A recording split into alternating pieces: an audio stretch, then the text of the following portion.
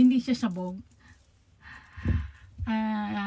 Bibigyan ko kayo ng tip na pwede nyo gamitin. Try nyo muna ito.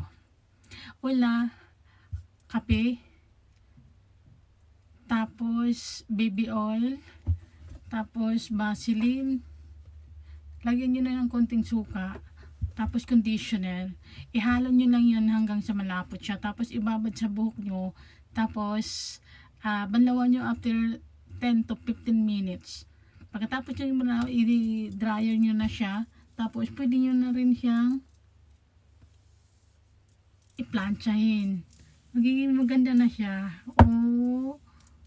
Ayan, o di magpapariban ka pa. Natural lang siya.